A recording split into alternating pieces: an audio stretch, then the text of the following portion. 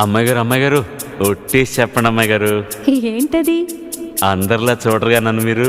అంటే ఏదో నాకు తోచింది మంచు చెడ్డో చేసేస్తూ ఉంటా కదా. అయితే అయినా నా మీద ఎప్పుడైనా కోపం వస్తుందా మీకు? రాదులే.